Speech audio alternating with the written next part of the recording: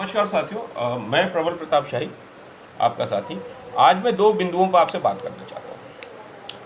एक तो इस कोरोना काल में पहला विषय यह है कि इस देश के अंदर भारतीय जनता पार्टी के सांसद और कुछ विधायकों ने कहा है कि गोमूत्र पीने से कोरोना दूर हो जाएगा। कोरोना नहीं होता है, पहली चीज़। दूसरा, संघ के कार्यकर्ता मैदान में उतर गए हैं और उन्होंने हवन किया है और हवन सामग्री के धुएं से वो कह रहे हैं कोरोना महामारी से समाप्त हो जाएगी।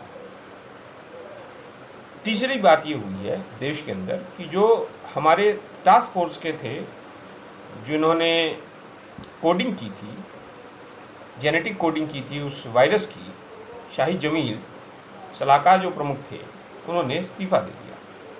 उन्होंने कहा कि हमारी वर्तमान में हमारे टास्क फोर्स का कि किसी भी सजेशन का या रिकमेंडेशन का सरकार ध्यान नहीं दे रही है। उन्होंने, ये वही व्यक्ति हैं जिन्होंने सरकार को मार्च में ही के प्रथम हफ्ते में ही बता दिया था कि कोरोना का दूसरी लहर आने वाली है, वो भयावह है।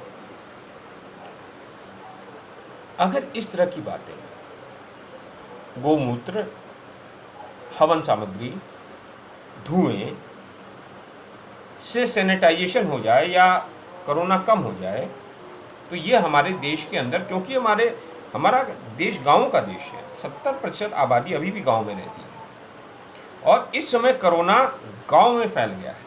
अगर इस तरह की बातें सांसद और विधायक भारतीय जनता पार्टी के करेंगे तो कितना बड़ा अंधविश्वास गांव में फैलेगा। लोग डॉक्टरों की जगह पे जाने की जगह पे हवन करेंगे और गोमूत्र पीने लगेंगे। आयुर्वेद का मैं विरोध नहीं कर रहा हूँ, लेकिन आयुर्वेद की एक लिमिटेशंस है। इस समय वर्तमान में हमें डॉक्टर्स की ज़रूरत है। इस समय हमें वर्तमान में आईसीयू बेड्स की ज़रूरत है। इस समय वर्तमान में हमें वेंटिलेटर्स की ज़रूरत है, ऑक्सीजन सिलेंडर्स की ज़रूरत है, ऑक्सीजन कंसनट्रेटर्स की ज़रूरत है, वैक्सीन की ज़रूरत है। सरकार के जो ये विधायक और सांसद हैं, सरकार को इनके ऊपर तुरंत लगाम लगानी चाहिए। अगर आप ये लगाम नहीं लगाएंगे तो मेरी नॉलेज में आया है कि कुछ गांवों में हवन और यज्ञ शुरू हो गए कोरोना महामारी को समाप्त करने के लिए। क्योंकि सांसद और विधायक जब इस तरह के गैर जिम्मेदाराना बयान देंगे तो लोग तो करेंगे, क्योंकि गांव के लोग बहुत भोले होते हैं। तो मैं तो मांग करता हूं सरकार से कि तत्काल अपने सांसदों और विधायकों को कहें कि इस तरह की गैर जिम्मेदाराना बयान ना दें। और संघ के कार्यकर्ताओं से भी कहता हूं कि इस तरह के हवन सामग्री को सड़कों पर ले जाकर धुआं छोड़ने से भी महामारी समाप्त नहीं होने वाली। अगर आपको उसकी जगह करना है तो आप सैनिटाइजेशन करिए ना, सैनिटाइज करिए रोडों को। तो सैनिटाइज आप कैसे कर सकते हैं? आप सैनिटाइज कर सकते हैं, तमाम जो नगर निगम से पाउडर्स आते हैं उनको अपनी गाड़ियों में लगाइए, सैनिटाइज करिए। ब्लीचिंग पाउडर छिड़किए जाके आप अस्पतालों में, ये भी तो आप कर सकते हैं, लेकिन आप कर नहीं रहे। आप दवाइयाँ दीजिए। इस समय गाँव में paracetamol, ivermectin, doxycycline, vitamin C, multivitamin, zinc की गोलियों की ज़रूरत है। जो कोरोना की करीब करीब यही दवाएं, आजकल कोरोना जब होता है तो डॉक्टर्स यही सब दवाएं देते हैं। इन सब दवाओं का वितरण शुरू हो, किट बनाइए, पहुंचाइए, लेकिन ये तो काम आप कर नहीं रहे। तो सवाल ये है कि सरकार इस तरह की गैर जिम्मेदार बयान करने वाले लोगों पर पहले लगाम लगाए और इस तरह के जो हवन करने की कोई लिए प्रेरित करने वाले लोग, क्योंकि हवन जब होगा तो 10, 15, 20 लोग बैठेंगे तब हवन होगा, तो एक जगह इकट्ठा होने की भी गाइडलाइंस है कि दूरी बनाइए। और वहीं पे 20-25 लोग इकट्ठे होकर अगर हवन करने लगेंगे तब तो ये कोरोना बहुत ज़्यादा फैलेगा। तो ये पहली चीज़। दूसरी चीज़,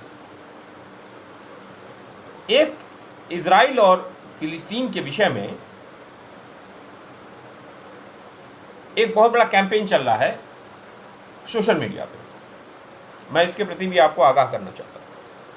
ये युद्ध हो रहा है इजराइल और फिलिस्तीन के विषय में, और भारत का जो स्टैंड है, सरकार कोई भी रहे, उसका स्टैंड ये है कि इजराइल और फिलिस्तीन में बातचीत से ही सुलझे मामला। और जो ये लोग, कुछ लोग कहते हैं आई स्टैंड विद इजराइल, कोई कहता है आई स्टैंड विद फिलिस्तीन, मैं इन लोगों को बता देता हूँ, ये जो शुरुआत हुई है आई स्टैंड विद फिलिस्तीन, आई स्टैंड विद इजराइल, वो शुरुआत करवाया भी है, इसके अगर मूल में जाएंगे तो ये कहीं ना कहीं आईटी सेल के द्वारा फर्जी ये अकाउंट्स बनाकर ये कोशिश की गई है। ये कोशिश इसलिए की जा रही है क्योंकि इस देश के अंदर हिंदू मुसलमान का मुद्दा इस समय समाप्त हो गया है, बंटवारा नहीं हो पा रहा, और जनता इकट्ठे होकर वर्तमान सरकार से, खासकर केंद्र सरकार जिसके प्रधानमंत्री नरेंद्र मोदी जी, उनसे ऑक्सीजन सिलेंडर मांग रही है, उनसे वैक्सीन मांग रही है, उनसे आईसीयू बेड मांग रही है, उनसे वेंटिलेटर्स मांग रही है, उनसे एम्बुलेंस मांग रही है, जो वो देने में नाकाम है।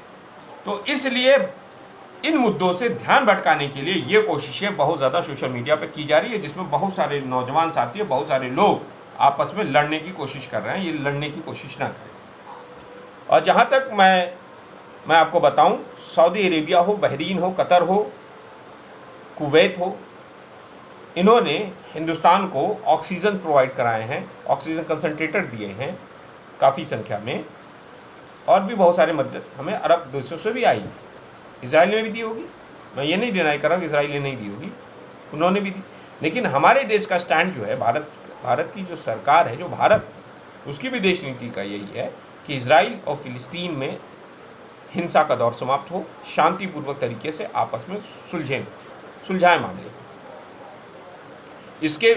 इसलिए आप लोग इस प्रोपेगेंडा वॉर के बीच में न फंसकर आपसी जो एकता है, जो बनी हुई है, उस एकता को तोड़ने के प्रयास को सफल न होने दे, इस कुचक्र को सफल न होने दे।